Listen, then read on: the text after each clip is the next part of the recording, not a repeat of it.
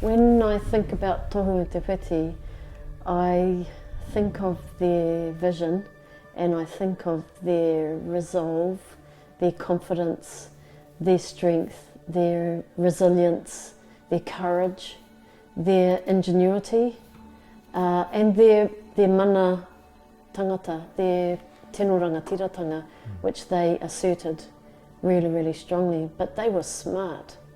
You know, they didn't make excuses for the way things were. They put in place actions that asserted themselves, and they did it in a way that was, well, obviously it was passive resistance, it wasn't war, because they recognised that war would kill them. That was smart. But they were very clear about that they were, you know, their assertion of their rangatiratanga, they were very resolute in that.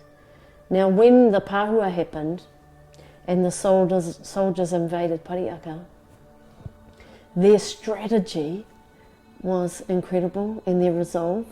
And I think about that. I think about te rao te pāhua when it could have had another outcome, and the outcome that they achieved by their collective strategy that they all held to.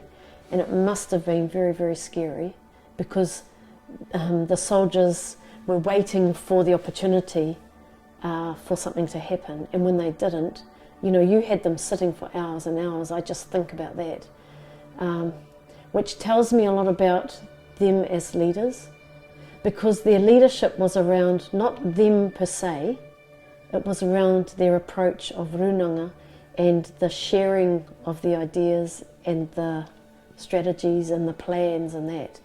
So that is carried through to today of the 18th and the 19th. Obviously what we do now is different to the time, but the actual concept of that, of coming together to kōrero, is what we're doing at the kōpai. We're trying to follow that mode of kōrero being the pathway forward.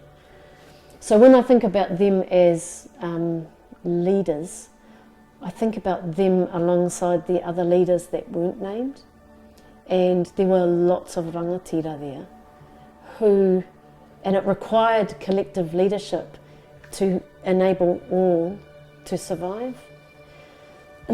That's pretty inspiring. That's really motivating.